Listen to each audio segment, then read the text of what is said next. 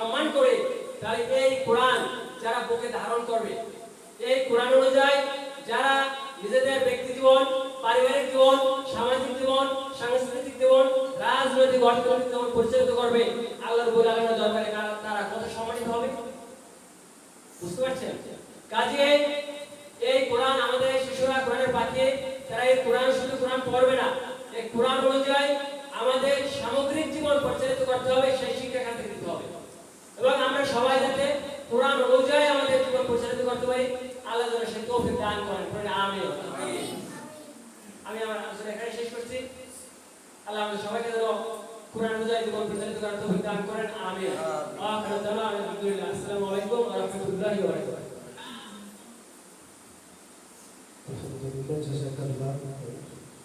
বারাকাতুহু। যেহেতু শীতের রাত এবং শীত শুরু হয়েছে, আপনাদেরকে কষ্ট দিতে চাচ্ছি না, যাই নাসিহামূলক কথা বলবে আমার শ্রদ্ধা ভাজন ওস্তাদ পারস্পরিক সাবিয়া আলী মাদ্রাসার সম্মানিত ওস্তাদ হযরত মাওলানা আব্দুর রহমান সাহেব হুজুরকে কিছু দিক নির্দেশনা এবং নসিহত করে কথা বলার জন্য বিনীত অনুরোধ জানাচ্ছি। أعوذ بالله من الشيطان الرجيم. بسم الله الرحمن الرحيم.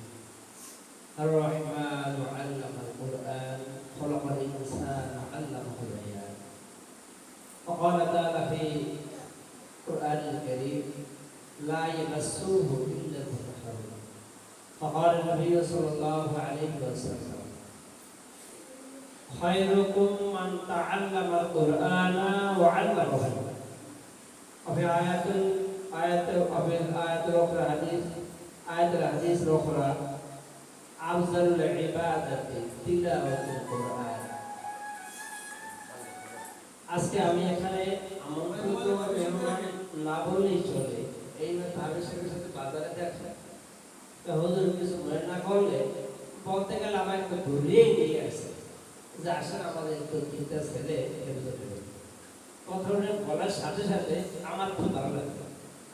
হয়তো ওনার কাছে একটু ব্যতিক্রম করে লাগছে যে একটা লোক মোটামুটি তো একটু কিছু জানে, এই লোকটা এইভাবে যে জানা ঠিক না, কিন্তু আসলে আমার কাছে ভালো লাগছে যে একটা কোরআনের মাদ্রাসা, কোরআনের কথা বলছে।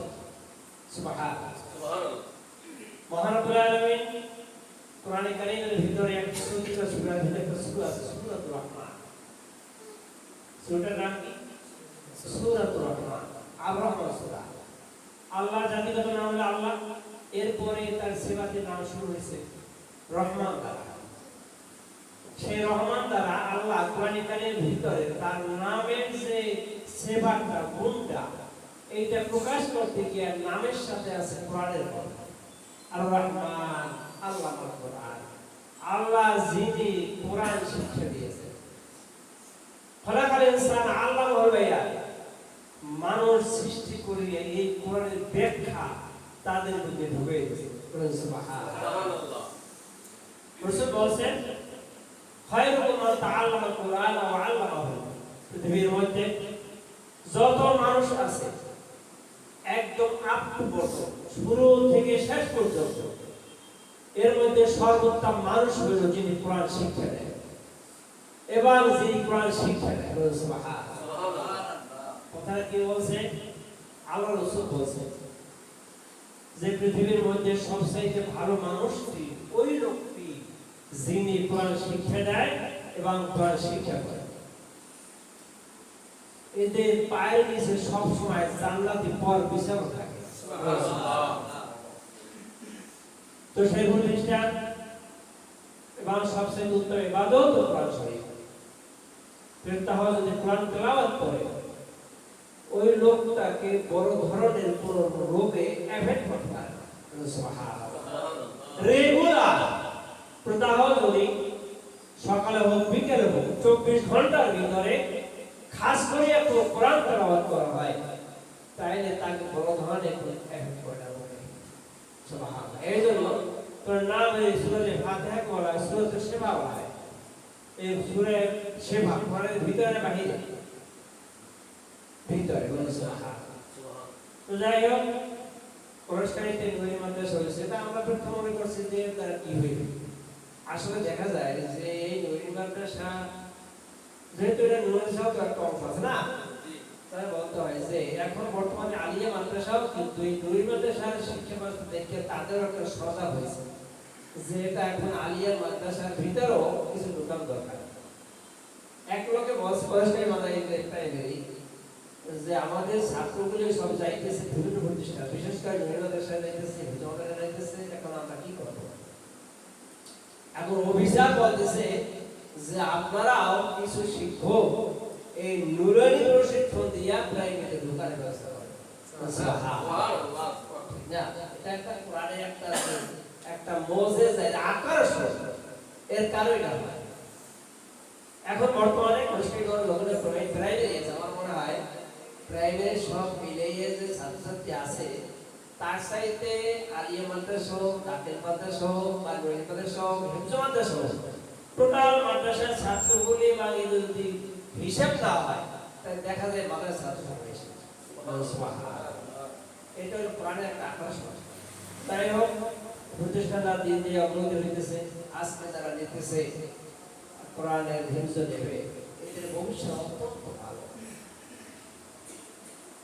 পৃথিবীর জমিনে দেখা যায় ইমাম যারা, এদেরকে আমরা মূল্যায়ন করি না, সরকার এদেরকে বেতন দেয় না।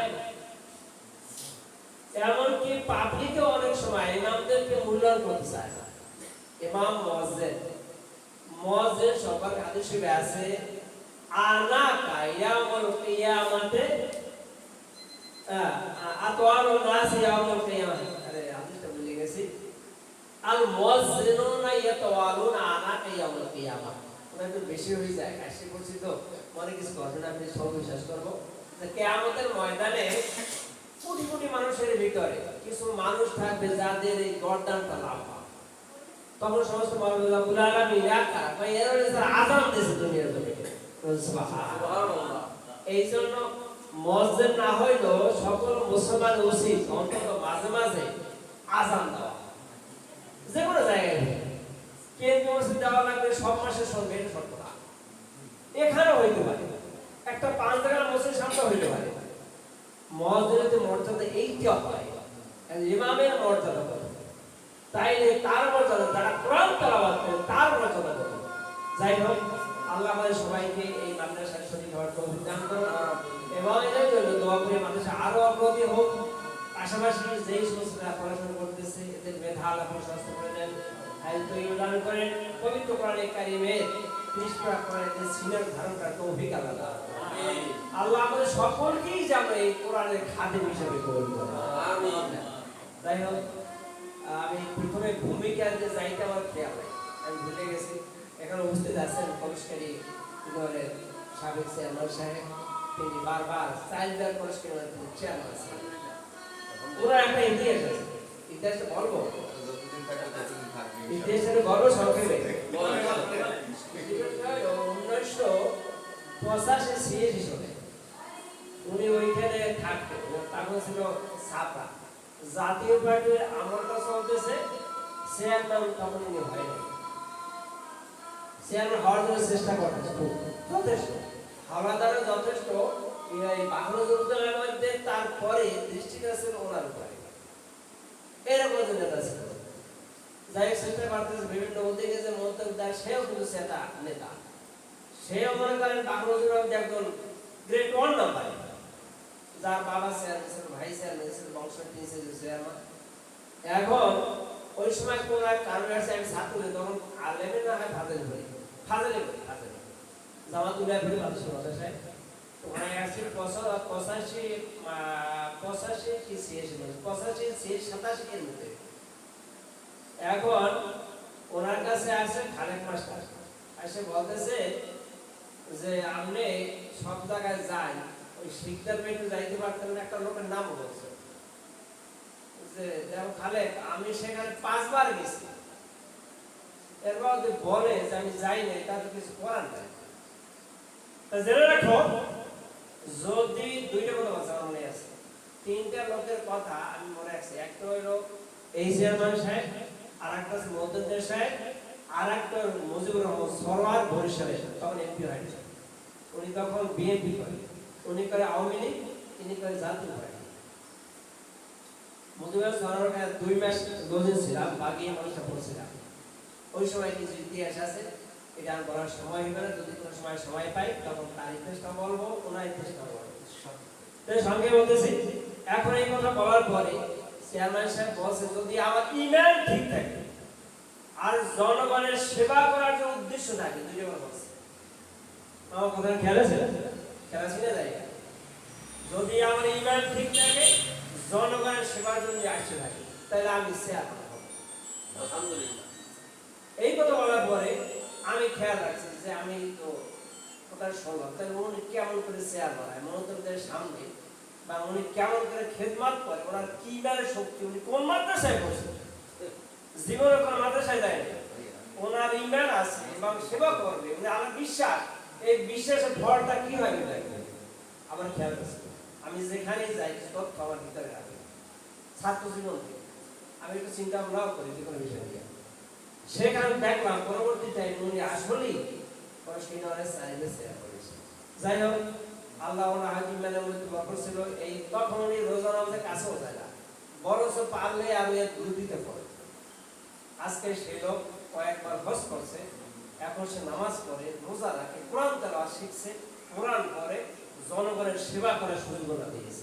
সুবহানাল্লাহ। এর মানেটা কি? এর মানেটা হলো উনি বলছে যে আল্লাহর প্রতি বিশ্বাস আছে। কথা বলছে দুইটা, আমার খেয়াল আছে। বলছে যদি আমার ঈমান ঠিক থাকে এবং জনগণের সেবার জন্য আসতে থাকে, চেয়ারম্যানের কাজটা কি? কাজটাও জনগণের সেবা করা। হাওড়া তো যথেষ্ট সবাই, বিশেষ করে ইউনিয়নের যে বিচার ব্যবস্থাটা ওনার অনেক ইউনিয়নে বলতো যে পরস্পর ইউনিয়নের চেয়ারম্যানের মারাত্মক চেয়ারম্যান, অর্থাৎ বিচারে কাউকে ছাড় দেয় না। পরস্পর একটা গুন্ডে ধরা পড়ছে না, পিটাইয়া আর ভুলেই ফেলাইছে, এখানে বান দিয়েছে, বান কাটতে ভুলে গেছে, আমার মনে আছে দর্শকদের হয়ে গেছে। যাই হোক, এটা বলবে এই শিক্ষার ব্যাপার, যদি ইমান ঠিক থাকে, এই কোরআন শিক্ষার উদ্দেশ্য থাকবে ইখলাস, আল্লাহর উদ্দেশ্যে, কার উদ্দেশ্যে? আল্লাহর উদ্দেশ্যে। আমি কোরআন শিখবো, এই কোরআন আমল করব, এই দুনিয়ার জমিনে সাধারণ মানুষ কোরআনকে প্রতিষ্ঠা করবো, এই উদ্দেশ্য আছে। তার ভিতরে আল্লাহ মুহাম্মদ আর কোরআন মানে আসতে থাকবে, এর কোনো সন্দেহ নেই। আল্লাহ সবাই দরবারে তৌহিদ আমিন ওয়া আখিরু দাওয়ানা আলহামদুলিল্লাহ রাব্বিল আলামিন। কথা একটু বেশি হয়ে গেছে না, নাকি 80% না বললে হয় না। সম্মানিত হাজির, যেহেতু আমাদের সামনে এসার জবাব আপনাদের কষ্ট দিতে চাচ্ছি, এ পর্যায়ে আপনাদের নাসিহত হলো কিছু কথা বলবেন আমাদের সকলেই পরিচিত মুখ, আমাদের মাদ্রাসার আজকে থেকে নয়, শুরু থেকেই যিনি আমাকে সাহস জুগিয়েছে, তার সর্বশক্তি দিয়ে আমাকে একটা কথা বলছেন যে তুমি সামনে আগাও। আমি কোন ভরসা আগাবো, তুমি সামনে আগাও, আমি আছি। এই সেইখান থেকে সাহস পাইছি, অদ্যবধি পর্যন্ত কাছাকাছি পাইতেছি। আলহামদুলিল্লাহ, আমাকে হায়াতে ইবাদত করুন। এই পর্যায়ে আমাদেরকে কিছু নাসিহতের কথা বলবেন আমাদের কলেজটা ইউনিয়নের বারবার নির্বাচিত সাবেক সদস্য চেয়ারম্যান আলহাজ শওকত হোসেন মালিকের কথা, তার মূল্যবান সময়কে দেওয়ার জন্য ধন্যবাদ জানাচ্ছি এবং কিছু কথা বলার জন্য অনুরোধ জানাচ্ছি।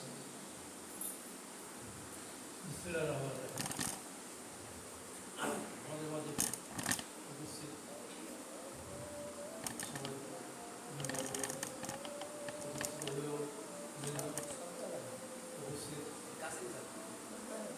আমাদের নুরানি মাদ্রাসা নুরানি প্রাথমিক, ওয়ালাইকুম আসসালাম।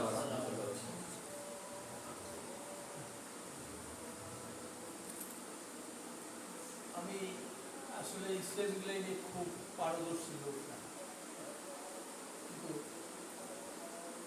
আমার এই মাদ্রাসার প্রতি একটা আগ্রহ এটা তৈরি করছে আমাদের জেলা লেভেলে কয়েকজন এডিসি সাহেব। আমি একসময় আমার বিরুদ্ধে অনেক কেস হয়ে গেল,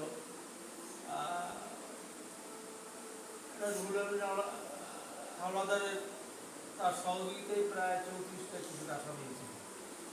ওই সময় বরিশালেই থাকা লাগে, বাড়িতে আসার সুযোগ হতো না, ডেইলি ৫-৭টা মামলার হাজিরে থাকে। আর ওই অফিস আদালতে ওই ডিসি, এসপি, এডিসি এদের সাথেই চল মেলে, এদের সাথেই ওঠা বসে।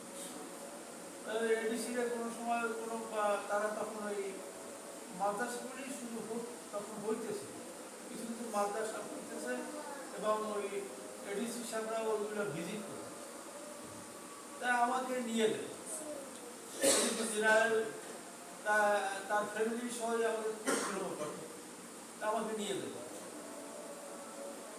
অনেক মাদ্রাসায় দেখতাম যে মাদ্রাসার স্ট্রাকচার একটা আছে, ছাত্র নাই, শিক্ষক নাই, শিক্ষকের তালিকায় দেখা যায় যে নাম আছে সে শিক্ষক উপস্থিত নেই, ছাত্র নাই, ভুয়া ছাত্র দেখানো হচ্ছে। অনেক সময় রেডি হিসেবে ঝগড়া টগড়া হয়, এগুলো কি করে, এগুলো কি এগুলো কি ভিতরে রাগ হয়ে অনেক সময় স্কুল উঠে এসে বসে থাকে। এবার একদিন একটু বেশি রাগ হয়েছি, হলতা একটা মাদ্রাসা গেছি, ওই হলতা বাজার থেকে হলতার ওপারের ওই কাছাকাছি একটা মাদ্রাসায় গেছি। মাদ্রাসা একেবারে ঢালাও ভাবে মানে এই শিক্ষক ছাত্রছাত্রী মানে ছাত্ররা তো যারা আছে সবই ভুয়া, হয়তো ৮-১০ জন ছাত্র থাকতে পারে। আমি স্কুল বোর্ডে বসে স্কুল বোর্ডে আসছে, উনি বোধহয় খায়, উনিও একটু রাগ হয়েছে।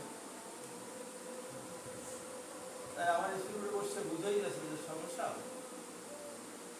খুব রাগ হয়ে গেছে। দেখেন আমার বাবাও একটা মাদ্রাসা করতেছে, আমার বাবাও আপনার মতো একজন চেয়ারম্যান, সে এক সময় শিক্ষক ছিল, রিটায়ার ছিল। আমার বাবার মাদ্রাসায় আমি দেখছি এইভাবে ত্রুটি আছে। এখন জন্মের সময় জন্ম হওয়ার পরে বাচ্চাদের কিছু ভুল ত্রুটি থাকতেই পারে। বাচ্চারা তো আমার মতন বয়স হয় না, বয়স হইলে তো বাচ্চারা বলবে, তাদের বসতে দেওয়ার মতন একটা বয়স তৈরি হয়ে এই মাদ্রাসাগুলো এখন একটা শিশু। আমরা যদি এই মুহূর্তে এগুলোকে এই ভুল ধরিয়া আমরা যদি এটাকে এই রেজিস্ট্রেশন দেবো না, বেতন বন্ধ করে দেব, মাদ্রাসা বন্ধ করে দেবো, তাহলে ইসলাম খুব সুন্দর কথা চিন্তা করছে।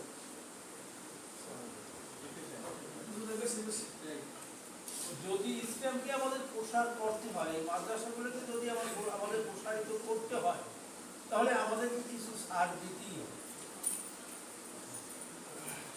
তাহলে এগুলো আর কোনোদিন দাঁড়াতে পারে।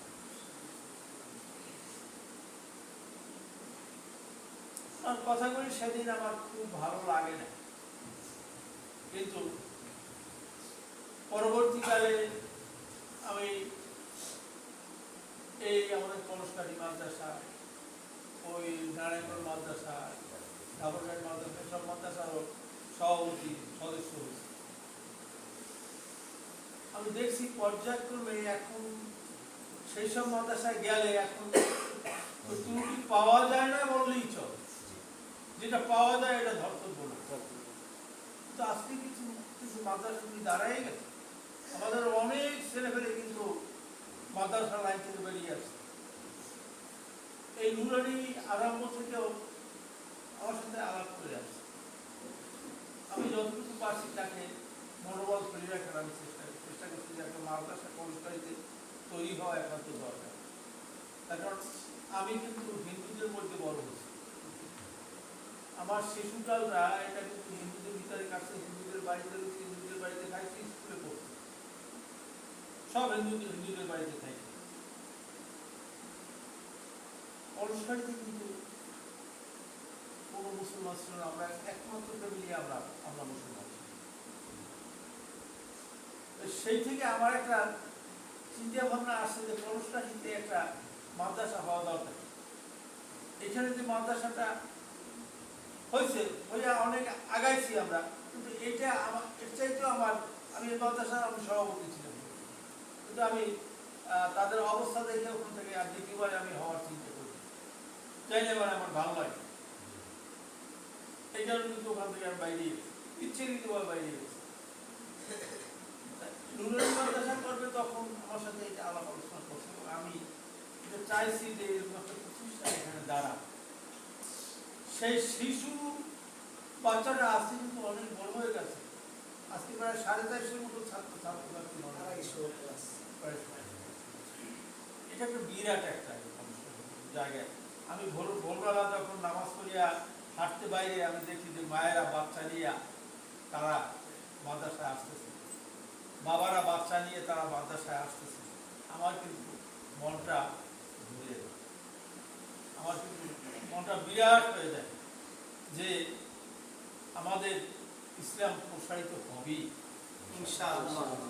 যেটা পাক বলে উপদেশে আমরা অনেক পিছনে ছিলাম, আমরা কিন্তু আস্তে আস্তে অনেক এগিয়ে গেছি, অনেক এগিয়ে গেছি, অনেক, যেটা মানে চিন্তা করা যায়।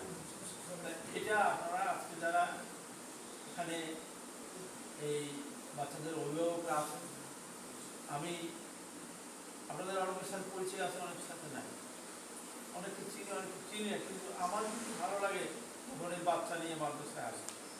আমার কিন্তু মনে হয় যে এই লোকটা আমার খুব কাছে, আমার খুব মনের লোক, আমার খুব আপন লোক, তবে বাচ্চাদেরকে দেখলে আমার খুব ভালো লাগে, খুব ভালো লাগে। আমার দুইটা নাতি মাদ্রাসায় পড়ে, আমি যদি গর্ব করি আমার কাছে বলি যে আমার দুইটা নাতি মাদ্রাসায়। আমার আপনাদের সকালের কাছে অনুরোধ, আল্লাহ তাআলা এই বাচ্চাদেরকে মানুষ করুন, ইসলামের সেবায় নিয়োজিত, এবং আমাদের যারা অভিভাবকরা আছেন তারাও আপনাদের সাথে যারা বন্ধু বান্ধব আত্মীয় স্বজন আছেন তাদেরকে উৎসাহিত করবেন যেন আমাদের এই প্রতিষ্ঠানটা টিকে থাকে, ধরে রাখতে পারি আমরা, একটা সুনাম যেন ছড়াই পারে। এবং আজকের যার সহযোগিতায়, যার অক্লান্ত চেষ্টায় এই মাদ্রাসাটা দাঁড়িয়েছে, তার জন্য আপনারা দোয়া করবেন, এবং তার মতন লোকই এটা ধরে রাখতে পারছে, অনেকের পক্ষে সম্ভব হতো না, অনেক সময় তার মন ভাঙিয়ে গেছে, কিন্তু আমি তাকে কিন্তু সাহস দিচ্ছি, আমি যে আগে যাও, এটা সাকসেসফুল হলো, তার কারণ সেটি ভালো কাজ করার নাই, সেটি ভালো কাজ আর কি হতে পারে, ওরা একটু সহযোগিতা করবো না, বলেন আপনারা সহযোগিতা যে যেভাবে পারে, টাকা দিয়ে সবাই সহযোগিতা করতে হবে তা না, আমার মন দিয়ে যদি এটাকে ভালোবাসি সেটা সহযোগিতা। আমি যদি 5 জন লোকের কাছে বলি যে নুরানি মাদ্রাসায় খুব ভালো চলে, আমার সন্তানও ভালো, এটাও কিন্তু সহযোগিতা। আমাদের ইসলামকে প্রসারিত করার জন্য আমরা পরকালে কোথায় যাব, আমরা কত যুগ ওখানে আমাদের কাটাতে হবে, আমরা যদি কিছু না শিখে যাই ওখানে কি জবাব দেব? সেটা আমাদের সকলের কাছে অনুরোধ ছিল যে আমরা মাদ্রাসা যাতে দিন দিন এগিয়ে যায়, তার জন্য আমাদের সকালে দোয়া ও সকলের সহযোগিতা কামনা করে আমিন আমিন আমিন। মাশাআল্লাহ, জাযাকাল্লাহ। প্রাণপ্রিয় হাজির, ছোট্ট একটা কথার মধ্যে দিয়ে আমাদের আলোচনা এগিয়ে জানবো এবং দোয়া হবে। গতকালকের একটা ঘটনা, আমি ক্লাস, আমার এক টিচার ক্লাস নিচ্ছে, সম্ভবত হাফেজ সাহেব বা আপনার টিচার, তো বাচ্চাদের ভিতরে সাধারণত ছোটবেলা থেকে একটু কে বড় হবে, কে কাছে, কে অগ্রগামী হবে, এটা প্রতিযোগিতা চলছে। তো আমি ক্লাসের ভিতরে ঢুকে ব্ল্যাকবোর্ডে সাদা একটা দাগ টানছি, হয়তো 1 ফিটের মতো। দাগটা টানার পর আমি বলছি যে তোমরা এই দাগটাকে ছোট বানাইতে পারো। গতকালকে ঘটনা, দাগটাকে ছোট বানাইতে পারো। তো অনেক বাচ্চারা দাঁড়াই গেছে, কেউ মুছে বা কেউ আদি ডলা দেয়, এক একজন এক এক রকমের অনুভূতি প্রকাশ করছে। একটা ছেলে আসিয়া, সে কেমনি কি মাথায় খিলেছে আমি জানি না, দ্বিতীয় জামাতের কথা বলছি, যে 1 ফিট যে দাগটা ছিল সে তার নিচে 2 ফিট একটা দাগ দিয়েছে। দাগ দিয়ে কাকে হুজুর এটা ছোট বানাইছি, কেমনে ছোট, এইটা তো বড় হয় না, আমি ছোট হয়ে গেছে। একবার জিজ্ঞেস করছি তোমরা এইটা দিয়ে কি বলছো, কিন্তু আমি এর আগে কোনো সময় ক্লাস আল্লাহি কোরআনের ক্লাসে করি, কোনোদিন এই বিষয়ে কোনোদিন ওদের সাথে আলাপও করিনি। এটা আমার মন থেকে আমি কেমন জানি বাচ্চাদের একটা ওই হিংসে হিংসে মানুষদের থাকে, এটা বোঝানোর জন্য। তো ও বললো যে অন্যান্য বাচ্চার উত্তর দিয়েছে হুজুর যে এটা দিয়ে আমরা বুঝছি যে আমি যদি বড় হইতে চাই কাউকে ওইরকম ছোট বানাইয়া বা কাউকে হ্যায় করে না, আমার যোগ্যতা বলে আমি যদি বড় হই আর একটু ছোট হয়ে যাই, এইটা বুঝাইছে। এবং সেই ছেলেটা আমাদের এই চেয়ারম্যান কাকার নাতি, তার ছোট ছেলে আদিয়া হাসান সালমি, গতকালকের ঘটনা। আমি চাই রয়েছি যে এত মাথায় খেলো কেন, দাদা হয়েছে নাতি আছে সাথে তখন বুঝলাম যে আসলে সাইকেল ইয়ার জীবন ইয়াল্লাহ স্ত্রী। গতকালকের ঘটনা সবার কাছে এটা শেষ তো চাচার কথা বলছি, এটা না আমার একটু আবার কথা বলছি ইচ্ছা একটু যদি দিতে আমরা এইখানে জামাতটা হাফেজ সাহেব 9টায় জামাত, আজকে একটু এই আমরা এখানে নামাজ পড়ব সবাইকে নিয়ে। আসসালামু আলাইকুম ওয়া রাহমাতুল্লাহি ওয়া বারাকাতুহু। আলহামদুলিল্লাহ ওয়া সালামু আলা ইবাদিহিল্লাযিনা ইসতাফা, আম্মা বা'দ। এই কোরআনের পাঠের অনুষ্ঠানে আমি একজন নগণ্য বান্দা, বিশিষ্ট মেহমানবৃন্দ আছেন, সকলকে শ্রদ্ধা জানিয়ে আমি সামান্য কথা বলছি। আমার বাড়ি এই এলাকায় না, আমার বাড়ি খুলনায়। তাছাড়া মানে চেয়ারম্যান সাহেব কথা বলছি যে আমি যখন এই ছোটো ছোটো বাচ্চাদেরকে দেখবো না, যেন আমার আপন প্রিয় খুবই কাছের মনে মনে ওনার এই কথাটা আমার একটু কথা বলতে ইচ্ছে করবো। সেটা হলো আমি এই দেশে আসার পরে তখন কিন্তু চেয়ারম্যান ছিল আব্দুল রাজ্জাক, মনু তালুকদার, এবার আমাদের অনেক বড় বড় নেতা।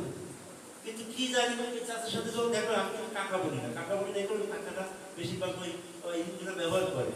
আর আমার রসুল কিন্তু বিদায় তার শ্রদ্ধাবাদক ব্যক্তিকে চাচা বলতে, এই জন্য আমি ওই সুন্দরটারে একটু চেষ্টা করি যে চাচা বলা। হ্যাঁ, তা আমি ওই জন্য কেমন যেন আমি দূর দেশের মানুষ, ওনার সাথে মাঝে মাঝে ওই রাস্তাঘাটে মসজিদে দেখা হয়, কি এমন যেন আমার মনে হয় যেন খুবই আপন। আমি ওনার ওই কথার উপরে আমি কিন্তু এই কথাটা বলছি সামনাসামনি তার নয়, আমি অনেকবার বলছি যে এই এলাকার সাবেক চেয়ারম্যান, হ্যাঁ, কিন্তু লোকটারে যেখানে ইসলামের কাজ সেখানে তাকে দেখা যায়, এই কেমন যেন আমার মনে হয় যেন আপন। তা আসলেই যে আল্লাহ রসুলের কাছে যদি জিজ্ঞাসা করি যে পৃথিবীর মধ্যে শ্রেষ্ঠ মানুষ কারা, আল্লাহ রসুল উত্তর কি ভয়টুকু তোমাদের মধ্যে সেই উত্তম মান তার আমার কোরআন, যে কোরআন শেখে ও আল্লামাহু, যে শিক্ষা দেয়। এই যে কোরআন শিক্ষা দেওয়া নেওয়ার এইটাই শ্রেষ্ঠ মানুষের কাজ। আর এই শ্রেষ্ঠ মানুষগুলো যারা ভালোবাসবে, আমার মনে হয় তারাও শ্রেষ্ঠ মানুষ ভালোবাসতে পারে না। আল্লাহ তাআলা আমাদের শ্রদ্ধ জনাব শওকত হোসেন হাওলাদার সাহেবকে আরো দীর্ঘ হায়াত দান করুন এবং তিনি যেন এই ইউনিয়নকে অভিভাবকত্ব দিয়ে ইসলামকে এবং এই যে কোরআনে উত্তম মানুষদের জন্য আরো উত্তম হওয়ার এবং এই মানুষদের জন্য বুক মাথা উঁচু করে বুক ফুলিয়ে চলতে পারে এমন পরিবেশ তৈরি করে দেবেন, এই আশাবাদ ব্যক্ত করে আমি আবারও সকলের কাছে সব থেকে আমি বলে থাকেন, আপনারা যে যা জান্নাতে যাওয়ার শর্টকাট তরিকা খোঁজেন না কেন, কোরআন ছাড়া জান্নাতে যাওয়া অসম্ভব। কোরআন যে বয়সে হোক না কেন কোরআন শিখুন, আলিপাতে আসা মাত্র আপনি মারা যান, তাও আল্লাহর কাছে বলতে পারেন। কিন্তু কোরআন বলে ধরলেন না, বললেন না, কি জবাব দেবেন আল্লাহর কাছে? এই জন্য আপনারাও কোরআন শিখুন। বাচ্চারা তো শিখতে আলহামদুলিল্লাহ, আগে এত কোরআন পড়নেওয়ালা মানুষ আগে দেখা যেত না, এখন সারা দেশে এইভাবেই, খালি এই জায়গা না, সারা দেশেই বাংলাদেশে আপনার কোরআনের জোয়ার চলছে। শুধু প্রাইমারি স্কুলগুলোতে ছাত্র শূন্য হয়ে যাচ্ছে। আল্লাহ তাআলার কাছে সবাই যেন দোয়া কামনা করি, আবার ওই চাচার জন্য দোয়া করি, আল্লাহ যেন তার এই শেষ জীবনটা ইসলামের খেদমত করে যাওয়ার অভিজ্ঞ আমরা সকলে তার জন্য দোয়া করি, প্রত্যেকের জন্য দোয়া করে, আমার জন্য দোয়া করবেন। আমরা এখন দোয়ার দিকে যাচ্ছি। আর একটা মেসেজ হলো, দোয়ার পরে আমাদের এখানে নামাজ